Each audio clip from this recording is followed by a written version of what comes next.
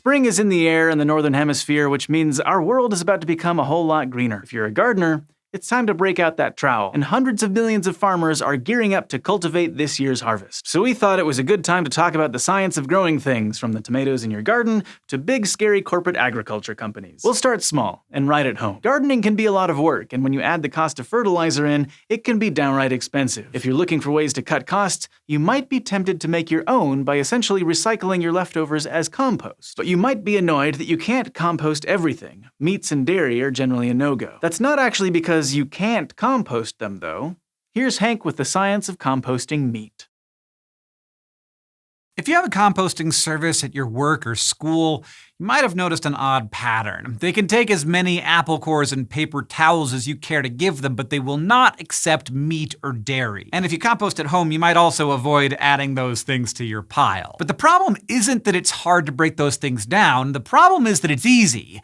Too easy. Composting is a way to convert things like food scraps and yard trimmings into fertilizer instead of sending those things to landfills. So it might seem annoying that you can't toss all your leftovers in, and it turns out you can if you're careful. Some of the problems with composting meat are practical. It can attract pests, and you probably don't want to have to fight off a bunch of rats and raccoons in your own backyard. Plus, some folks worry about disease-causing bacteria being able to grow in home compost piles. But the solution there is just to make sure the pile reaches a high enough temperature to kill those pathogens off. Temperature is a super important factor in composting anyhow, one any home composter should be keeping an eye on. But the weirdest reason it's tough to compost meat and dairy is how delicious soil microbes find animal protein. And even though composting is all about getting friendly soil organisms to break stuff down for us, we don't want them to get too excited. Good composting relies on the ratio of two elements, carbon and nitrogen. Carbon makes up the chemical foundation for practically all of life's favorite molecules, including proteins. But proteins also contain a lot of nitrogen, which means that animal products, which are more densely packed with proteins than veggies, contain more nitrogen. Experts have determined that the best ratio of carbon to nitrogen in compost is somewhere between 20 and 30 to 1. Veggie scraps are generally right in that sweet spot at 25 to 1, but something like a chicken carcass is more like 5 to 1. And when bacteria see all that nutritious nitrogen in a compost pile, they go a little bonkers. They start to grow really fast. That uses up oxygen, and when the bacteria use up all the oxygen in the pile, that favors the growth of other bacteria that don't need oxygen to live. Basically, the pile switches to anaerobic or oxygen-free decomposition. And the chemical products of that process are very smelly, like hydrogen sulfide, which smells like rotten eggs. So if you just casually toss your meat and cheese into your compost pile, you'll probably end up with a slimy, putrefied mess instead of lovely fertilizer. And putrefied compost can actually contain chemicals that are toxic to plants, though you might be able to salvage it if you dry it out and try again. To avoid taking those extra steps, expert composters might add extra wood chips or paper products to the pile since they have a lot of lignin, a tough component of plant cell walls which doesn't contain any nitrogen at all. Bacteria can still eat lignin-packed materials, so they just slow down those overly enthusiastic microbes. And if you really want to compost meat at home, you could plan ahead. One way is to use a method known as bokashi, which relies on anaerobic processes on purpose. Basically, you add cultures of friendly anaerobic bacteria instead of the bad smelly ones. Once things like meat scraps have been treated with the bokashi method, they can be added to a compost pile with less risk of the whole thing going stinky. So just because your municipal compost service won't take meat, that doesn't mean it can't be composted. You just have to know how to rein in your bacterial buddies. So you can turn basically anything you eat into compost. That's pretty cool. And your table scraps aren't the only household waste you can use to green your garden, of course. You make a bunch of fertilizer every year that you just flush away. Yes, I'm talking about poop, because it turns out that human feces can be used as fertilizer, and there's some surprising upsides to this idea. I'll throw it back to Hank to explain. To those of you who saw The Martian and walked away wondering if you could actually use astronaut poop to help you grow potatoes on Mars, the answer is yes. You can also use astronaut poop to grow things back on Earth, or just any person. And while that might sound a little gross, we humans have been using our own feces for fertilizer for thousands of years. And we are still doing it through what are called biosolids, solids from wastewater that have been processed to make them safer. There are actually a lot of ecological benefits to using biosolids, so some experts argue we should be using more of them. But questions about their safety remain, so researchers are still studying how best to recycle our poop. The danger with feces, be it cow or chicken or human, is that they can contain some nasty pathogens. That's because many microbes and parasites have evolved to spend their lives in other critters' guts and move between hosts via the fecal-oral route. Which is, I don't need to explain that, right? If nothing is done to kill those off, then they could end up on any crops that use manure for nourishment. And that is a real good way to start an E. coli or salmonella outbreak. So if you want to safely use human poop as fertilizer, you first have to make sure that disease-causing bacteria and parasites are dead. The traditional way to do that is composting, which is when you let a massive heap of wet waste from living things, just vegetable peels, chicken bones, even poop, just sit around until it's broken down by bacteria, worms, and fungi. Well, not just sit there. You have to mix it occasionally to aerate it so our decomposing buddies can get the occasional influx of oxygen needed to continue breaking the stuff down. That process generates a surprising amount of heat. A compost pile can get up to around 71 degrees Celsius, which is enough to at least kill off most of the pathogens, assuming you're doing it right. Which means, in theory, you could make fertilizer from human poop on Mars, or just at home. And yes, there are people who do this. There are special toilets for it and everything. But most people in the US leave biosolids production to sewage treatment plants. Commercial biosolids produced from wastewater are regulated by the EPA. Anything derived from human waste that's destined to be fertilizer must have a virtual absence of pathogens according to the agency's standards. So these biosolids tend to undergo both biological treatments, similar to composting, and sterilization procedures, though there are several different methods used. A 2017 study estimated that publicly owned sewage treatment centers produce around 7.2 million tons of biosolids every year, half of which makes its way onto farms. That is a lot of processed poop, but it's only about half of the total amount of solids that the facilities produce. The rest remained as sewage sludge, which has to be disposed of through incineration or in landfills. And less than 1% of US farms fertilize with them. So we could potentially ramp up the use of biosolids by quite a lot. The biggest reason to do this would be that biosolids are so green. Instead of sewage ending up in waterways or landfills, it gets repurposed to resupply depleted soil with nutrients.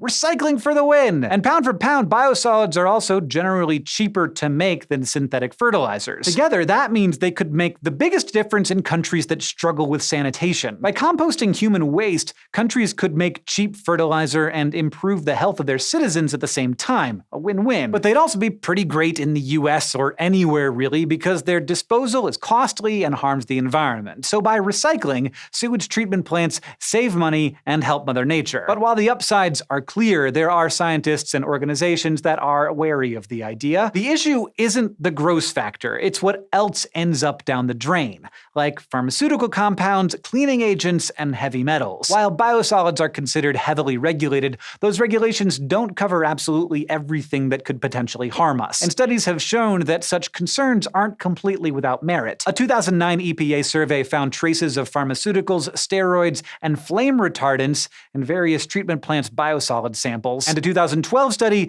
found that earthworms in biosolid-treated soil had taken in pharmaceuticals and other stuff like disinfectants from antibacterial hand soaps. But it's unknown if this actually harms the worms or could harm us. Even the lead researcher on the worm study called the risks speculative, while the benefits of using biosolids were clear. There's also the risk that biosolids could promote superbugs, microbes that are resistant to multiple or all known antibiotics. Resistance is a concern whenever microbes are exposed to levels of antibiotics below what kills them outright. And that can happen with biosolids because many of the antibiotics we take end up in our urine and feces. We know that resistant bacteria are found in sewage and sludge prior to the treatment process to make biosolids, and sometimes after, depending on the method used. So it's possible that these bacteria or their genes could be spread when biosolids are used or produced. But some methods seem to be better at killing these bugs than others, so scientists need more information about what works best and why. That way they can find ways to recycle our poop without contributing to the growing problem of antibiotic resistance. So we just have to collect more data, not poop. We've got plenty of poop. There are also efforts to find other safe uses for biosolids, like a coalition of agencies in the San Francisco Bay Area looking into using them to generate electricity. Biosolids could be turned into biofuels, cutting down on our need for oil, or even be converted into building materials for some seriously eco-friendly housing. No plans in the works for Martian compost piles yet, though. I guess we're just gonna have to wait for Elon Musk on that one. Well, now I'm weirdly excited about biosolids. Let's say you've got your fertilizer and your garden is starting to grow, you're all set, right? Wrong. If you're not careful, your beautiful garden will be overrun with weeds, and in an instant, some hungry slugs or a swarm of aphids can totally undo your hard work. That's why people use pesticides. But are they really safe? Olivia's here with the lowdown. If you've heard anything about pesticides, it's probably about how toxic they are. Pesticides, after all, are meant to kill living things. And you're a living thing. It seems like it makes sense to avoid them. At the same time, though, pesticides do a lot of good things for us, like protecting us from diseases like malaria and typhus, and increasing the amount of food we can grow. Most farmers, and yes, even organic farmers, use them. Naturally, there's been a lot of confusion about these chemicals, so let's clear some of that up. Here's what the science has to say about what exactly pesticides are, how they work, and how much you need to worry about their effects on us and our planet. You might think of pesticides as primarily what's sprayed on your corn or lettuce, but the first thing to realize is that they're actually a really broad category of things. They're basically anything that's used to kill or control pests, which can be animals, plants, insects, fungi, and bacteria or other microbes. That means the term pesticide actually covers a vast array of products. It includes herbicides for destroying weeds, insecticides for getting rid of insects, fungicides for keeping mold from growing, rodenticides for poisoning rats and mice, as well as everyday disinfectants. So sure, there may be residues on your apple, but pesticides are also hiding in places you might not think, like your plastic shower curtain to prevent mildew, and in paint to keep bugs in check. We'll be focusing on pesticides in agriculture, though, because that's one of the largest sources of exposure for most people. Much of the modern concern over pesticides goes back half a century. Around then, scientists and environmentalists began to notice problems with some of the newer synthetic or man-made pesticides available after World War II, including one called DDT. DDT acts on sodium channels in insect neurons, forcing them to stay open, and to keep firing. This causes bugs to spasm and twitch, eventually paralyzing and then killing them. DDT was masterful at eliminating the insects that spread malaria, typhus, and dengue fever. So much so that the scientist who discovered this property won a Nobel Prize in Medicine in 1948. The chemical worked as an insecticide on crops, too. But it didn't come without cost. Although it's moderately safe for humans to handle in low doses, DDT builds up, or bioaccumulates, in the fat tissues of exposed animals. And because the pesticide degrades so slowly in the environment, it moves up the food chain in a process called biomagnification. As a result, birds of prey struggled to reproduce because their eggshells thinned and broke more easily. DDT also proved to be highly toxic to fish and other aquatic animals. Basically, it's not good for ecosystems. In 1962, Rachel Carson famously sounded the alarm in her book Silent Spring. And a decade later, the US government banned DDT for agricultural use. In its own way, though, DDT helped to spark the modern environmental movement. People started to care more about the chemicals used to grow their food and how they affected both our planet and other people. More care was put into developing and using pesticides, and we have gotten a lot better and more careful with them. But even today, it's still not a perfect system. Some of the more modern insecticides, such as the organophosphates, don't stick around as much in the environment as DDT, but they're sometimes more toxic per application. Others, like ones called neonicotinoids, improved on both these fronts, but they may still be too toxic to certain species, like bees, that we'd want to keep around. Scientists are still debating this. Herbicides also have their problems. While insecticides tend to interfere with the nervous system of insects, Herbicides attack weeds by preventing them from growing. Often they do this by preventing photosynthesis, or by inhibiting enzymes that plants use to make new cell walls, amino acids, or fatty acids. Unfortunately, under certain conditions and concentrations,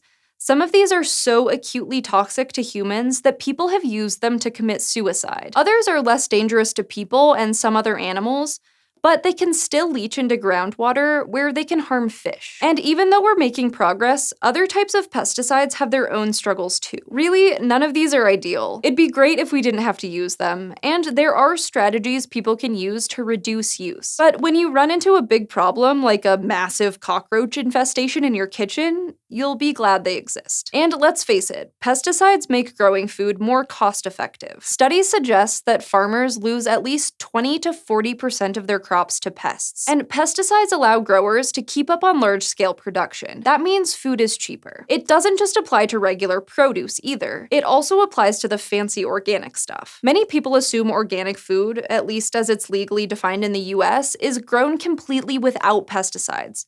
But that's not true. Organic farmers are supposed to do everything they can to avoid using pesticides in the first place, like rotating which crops they grow. Because many pests only attack certain crops, swapping out different plants in your field can prevent any one of them from gaining a foothold. But if those methods fail, and often they do, organic farmers are allowed to spray pesticides. They just can't be man-made, although there are a few exceptions. Perhaps because of this, and because people generally trust natural things over the ones humans cook up, many consumers have assumed that synthetic pesticides must be worse than natural ones. But that's only sometimes true. Some synthetic pesticides are definitely worse, but just because something is natural doesn't mean it's better. Arsenic, of course, is completely natural, but that doesn't mean you would want to use it. In fact, before DDT came on the scene, most American farmers used arsenic-based pesticides. Now, thankfully, no one is using them to grow food. Another example is rotenone, a tropical plant extract that's great for killing bugs since it gums up their mitochondria. It's also 100% natural, but it wreaks havoc on fish and has been linked to increased rates of Parkinson's disease among farm workers. Because of other regulations, American farmers can't use rotenone anymore. But at least right now, it could still be on some imported organic produce. Dosage, as toxicologists are constantly reminding us, is also really important. Some scientists have pointed out it's not always clear-cut which might be better: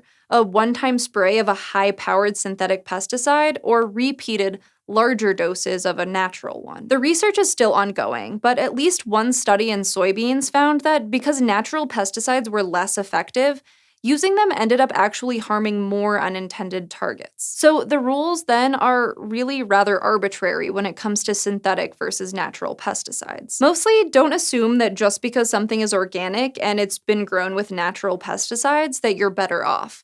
It's not as clear-cut as you'd hope. Obviously, all of this isn't great for consumers, which includes all of us because we all need to eat. But even though we're still working out the kinks with modern pesticides, you don't need to go and toss out all of your produce or anything. The US government carefully monitors the food supply for excess pesticide residues, so even if some make it into your groceries, you're going to be fine. The Environmental Protection Agency, or EPA, sets limits or tolerances based on the available scientific data for the highest level of residue that's still safe. They also build in a margin of error that's at least 10 times, but often 100 times higher than what any study has suggested might be harmful. And the vast majority, 99.5% of our food supply meets that high standard. So when you hear about certain foods being full of pesticides, there may be residues there, but they're still well below any known harmful level. Like, for one pesticide, you'd have to eat more than 700 times the typical daily apple consumption to reach the EPA's already cautious tolerance level. Of course, the monitoring program isn't perfect.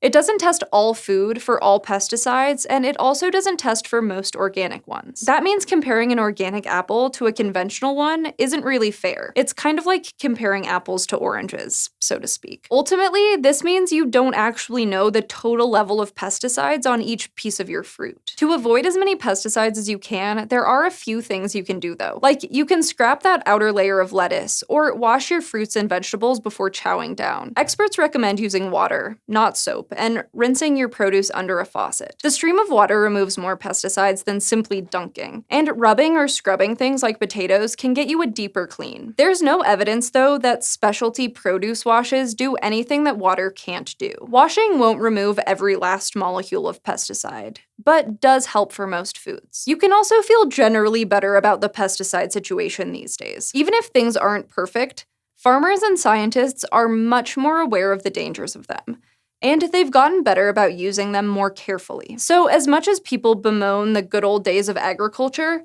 compared with a half-century ago, people are ingesting fewer and less dangerous pesticides. Even the most famous ones people love to complain about aren't that bad. One of the most used and currently hated herbicides is glyphosate, which may be more familiar to you as Roundup. As with any pesticide, it's not perfect, but Roundup is much less toxic to people and the environment than the vast majority of herbicides. You don't want to sit down to a dinner plate full of it, but all things considered, it's not the worst thing out there. Of course, that's not to say the situation is ideal either. Farm workers especially are still at a much higher risk for a variety of diseases because of their increased pesticide exposure. The long-running agricultural health study has been tracking the health of people who apply pesticides for a living for 25 years. It's found that certain pesticides are linked to increased rates of rheumatoid arthritis and thyroid problems. But in general, awareness about the possible dangers of these chemicals to people and the planet means we're less likely to indiscriminately use something like DDT before learning more about it. Scientists, too, are working on coming up with new, less toxic options for the future. One example of these works in progress are a chemical called poldoxins. They're considered fungicides, but they don't kill fungus directly. Instead, they help plants fight off the fungus themselves. Many plants, especially those in the Brassica family, which includes things like broccoli and Brussels sprouts, release antimicrobial compounds to kill their attackers. The problem is the fungus have evolved a way to neutralize those defense compounds. It produces an enzyme to detoxify the defense. The idea behind poldoxins is to remove that counterattack and destroy that fungal enzyme to make it easier for the crop to win the battle. It's kind of like fixing the match in favor of king broccoli. We don't know for sure how well these would work or how safe they would be, but because it's a very specific way of undermining a certain pest,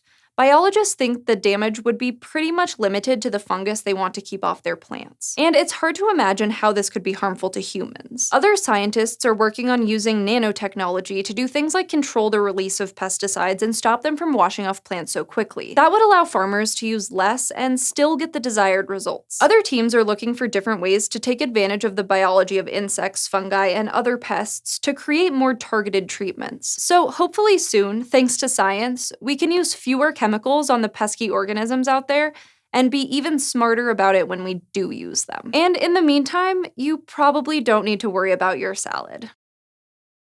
It seems like pesticide technology has been steadily improving over time, which is great. Just think about how hard it was to farm 10,000 years ago, or when people were just starting to figure all this stuff out. You know what's weird though? We've been doing this agriculture thing for more than 10 millennia, but there are still some things we can't farm, like truffles. Why is that? Hanky Poo? Help me out. Food, glorious food. We need it to live and stuff, but for many people, it's more than that. It's a hobby, a pastime, a passion. Farms and businesses work hard to satisfy the commercial and cultural needs of foodies the world over, but not everything can be plunked down in the ground and picked up a few months later, or grown happily in a tank. Some foodstuffs just aren't that cooperative. No matter how much we want them, the science of these plants, animals, and fungi is at odds with the demand. Take huckleberries, for example. Kind of a big deal in the Pacific Northwest of the US, as flocks of people head out into the woods every summer looking to fill their baskets with the sweet and juicy berries. They're in such demand that huckleberry picking season is now a regulated event in some areas to help make sure there's enough fruit to go around. You see, these berries have a reputation of being difficult to grow in a farm setting. The soil conditions need to be just right. If you're trying to grow them, researchers recommend a pH of between 4.0 and 5.3,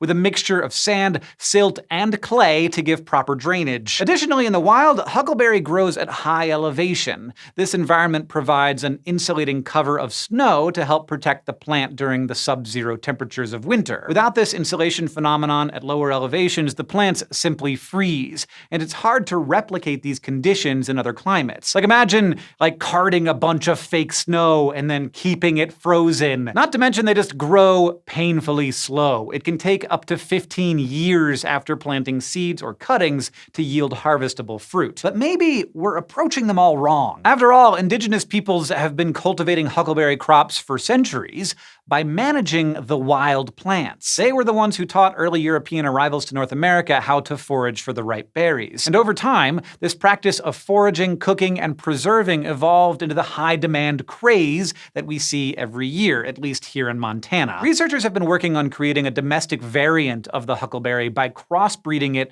with certain strains of blueberries, which are closely related to huckleberries. These cultivars will be able to thrive in a variety of ecological settings, making it more likely that the number of crops could rise to meet the demand. But until that happens, the huckleberry will remain a treat for dedicated berry hunters, and only at certain times of the year. And that's not the only luxury food product in high demand. According to sushi lovers, nothing beats the flavor of bluefin tuna. In 2019, a single large tuna in Japan sold for over $3 million.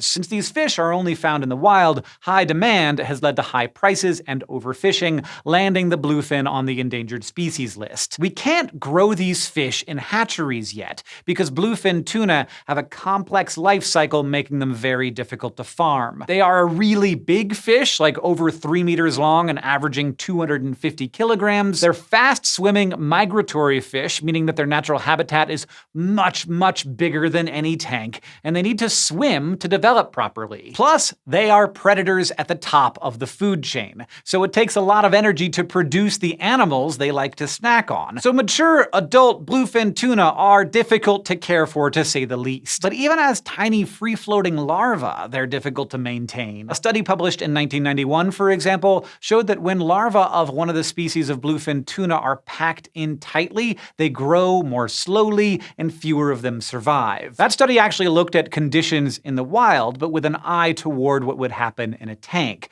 though measures could also be taken to avoid such issues. Also, larvae may be little, but their heads take up most of their size, so they're a little top-heavy, so tank conditions need to be just right to prevent them from literally sinking and actually getting hurt when they hit the bottom. Because of their size, it can take up to 8 years for them to reach sexual maturity and spawn more fish, and fish in captivity often experience reproductive issues. Researchers in the EU and the US are trying to overcome these issues by manipulating the fish's own growth hormones to induce reproduction. If we can't establish captive populations to keep up with demand, overfishing is likely to continue, which could be bad news for this fishy favorite. Other high-demand foods are at risk of becoming endangered too. The truffle is the poster child of expensive luxury foods. Some varieties of truffle can sell for hundreds of dollars per ounce. But this fungus could go the way of the dodo unless we figure out how to grow it ourselves. See, truffles aren't like the mushrooms you're probably familiar with. They grow underground, in close proximity to the root systems of trees, usually hardwoods. They're a mycorrhizal species, which means they have a symbiotic relationship with the trees,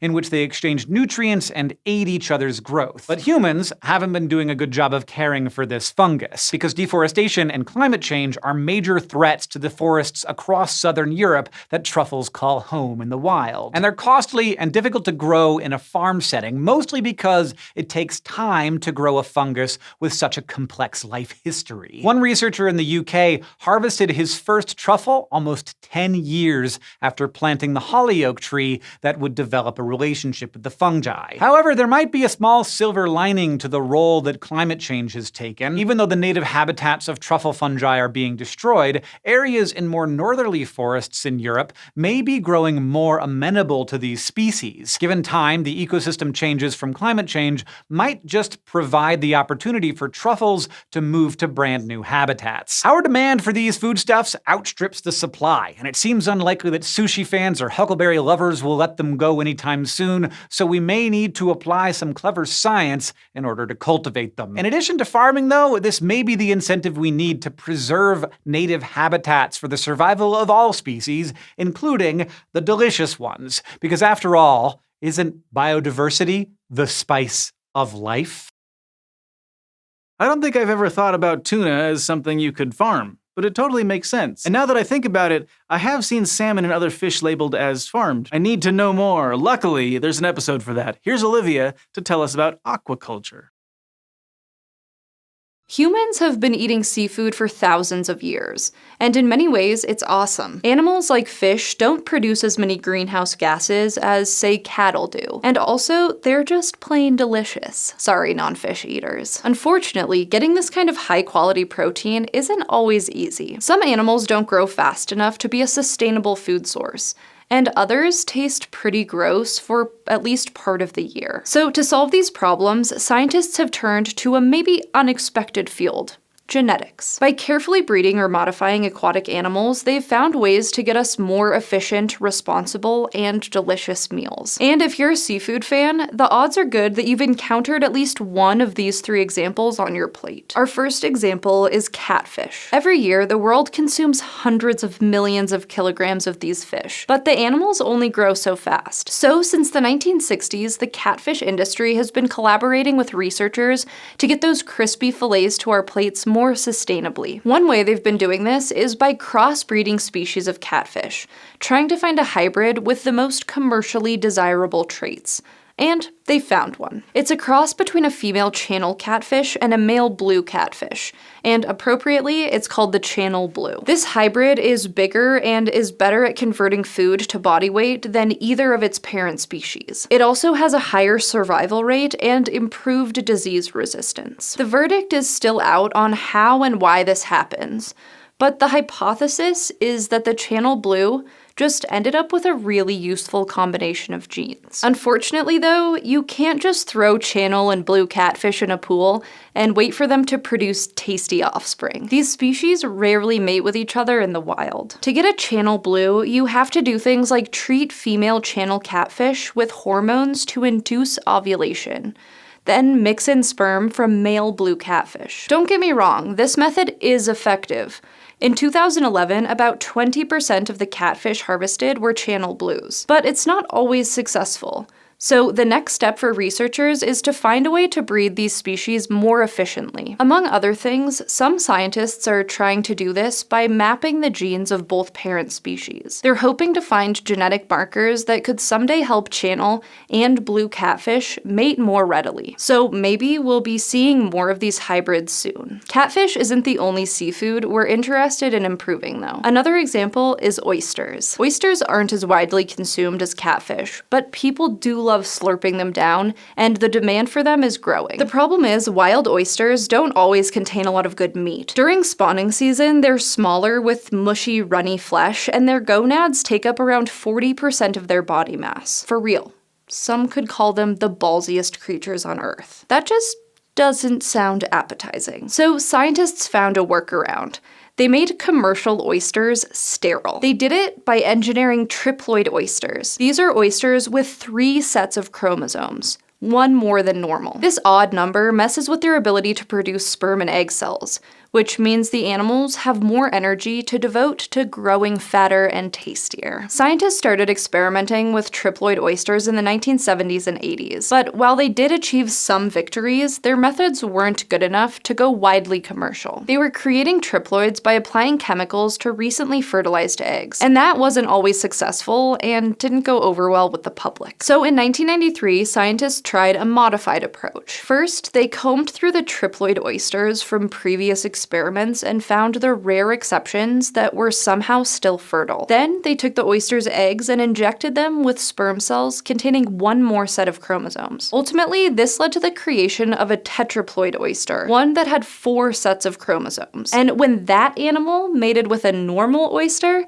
with 2 sets of chromosomes, It produced sterile, triploid offspring. Today, this idea is what leads to those fat, juicy oysters you order at restaurants. So not only is the food fancy, but the science is too. Now, as weird as they might be, neither hybrid catfish nor triploid oysters are considered genetically modified, because they weren't engineered by directly transferring specific, deliberately chosen genes. This last example, though, is a proper GMO. In fact, it's the first truly GMO animal to hit the market for human consumption. It's called the Aqua Advantage salmon. Unlike wild oysters and catfish, wild Atlantic salmon are already pretty good at converting food into body mass. But scientists wanted to create an even more efficient version, because, have you tasted salmon? Don't you want more of that? To modify this animal, researchers took fertilized eggs from wild Atlantic salmon and inserted 2 new components: the growth hormone gene from a Chinook salmon and a short bit of DNA called a promoter from a fish called an ocean pout. The Chinook gene was chosen because, compared to Atlantic salmon, these salmon tend to grow more from the same amounts of food. And the ocean pout promoter was chosen because it allows the pout to grow year-round, as opposed to the Atlantic salmon, which only grows during certain times. These researchers essentially took 2 beneficial traits and threw them into one organism. They also made the salmon triploid and sterile to make sure they could never mate with wild salmon, even if they somehow escaped captivity. The Aqua Advantage fish was tested for safety and approved for sales in early 2019. And compared to its wild counterparts, it grows faster and reaches the same size with 25% less food. So, more salmon for us. Projects like these are major ways we can continue eating seafood without taking as much of a toll on wild populations and habitats. They won't solve all of our problems, but these clever, creative ideas do have the potential to really improve sustainability.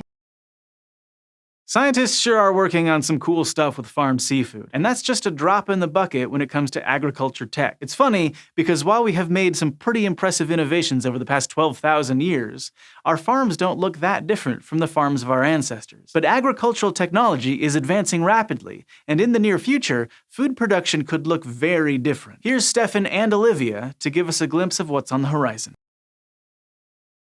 Many people around the world already have a hard time getting access to food, and as the population grows, the demand for it is only going to increase. Eventually, a day might come where we don't have enough space, energy, or water to make enough food for everyone. The good news is, scientists are already preparing for that day. Here are 3 innovative technologies already in the works that could transform the future of food. First, as popular as meat is, it also takes a lot of land and energy to raise animals. And in the future, we might not have enough resources to get everyone that particular type of protein. Back in the 1960s, one company developed a meat substitute with this concern in mind. It's called mycoprotein, and instead of being made from jackfruit or beans you might find in a typical veggie burger, it's made from fungus. Specifically, the most common one is made from a strain of Fusarium venenatum. To make it, the fungus is fermented in a reactor with carefully controlled acidity, temperature, and amounts of nutrients. Then it's combined with a binding agent and mixed up until it's roughly the texture of meat. According to people who have tried it, it apparently tastes pretty good. Making mycoprotein takes significantly less land and energy than it takes to produce meat, and the process generates up to 90% less carbon dioxide. It also has more protein than tofu. Unfortunately, it's also caused some people to have severe allergic reactions, and one survey of 1,000 people suggested mycoprotein sensitivity could be more common than shellfish or peanut allergies. So if this is going to be a long-term solution, we'll either need to find some way to test for those allergies or find a different strain of fungi to use. And since researchers have already tried thousands of them, that could be tricky. Thankfully, growing fungi doesn't take up much space, but if we want to eat something besides mycoprotein in the future, we'll likely need more land. Right now, more than 40% of Earth's land is used for agriculture, and there's only so much fertile ground left. That's where another idea called aquaponics comes in. It's a form of hydroponics, which is growing plants in a water and mineral solution, not soil. But instead of getting those nutrients from a commercial fertilizer, aquaponics uses the waste from fish farms. To do it, you raise a bunch of fish in a relatively small area.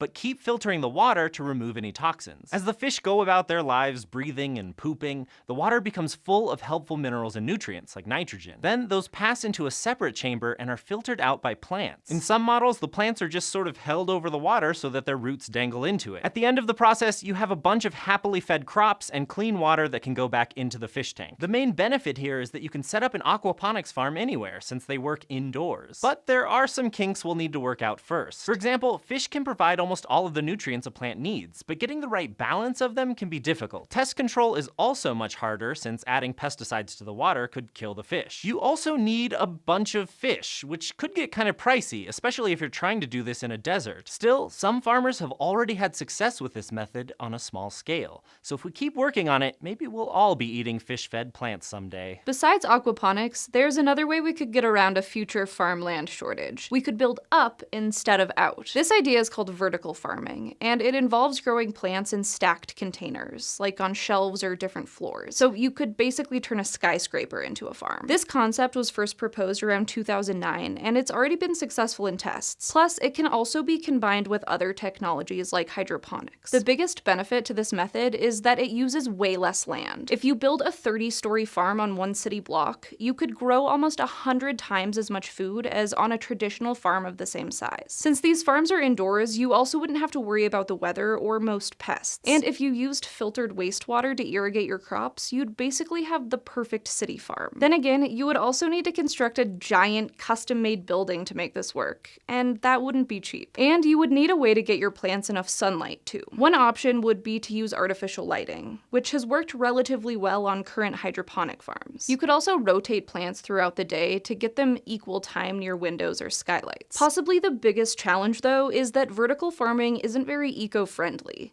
At least not yet. One 2015 analysis of a small farm calculated that vertically growing lettuce produces 2 to 5 times more carbon dioxide than lettuce grown in open fields. Most of that probably came from powering the building, since running artificial lights and irrigating crops uses a lot of electricity. We could make this technology greener by using cleaner sources of energy. But since that's not the only hurdle, it'll probably be a while before cities are the new farmlands. What's cool about these new technologies is that they're not just for large farms. You can employ them at home to take your gardening to the next level. Like, you can build your own hydroponic setup in your backyard or start a vertical farm in your apartment. And we could all eat less meat and more mushrooms. Thanks for watching this episode of SciShow, and thanks to our patrons who made it possible for us to create all these videos. It takes a lot of different people to make a SciShow episode, and we couldn't keep making them without your support. If you like what we do here and would like to learn more about how to support us, head over to patreon.com/SciShow.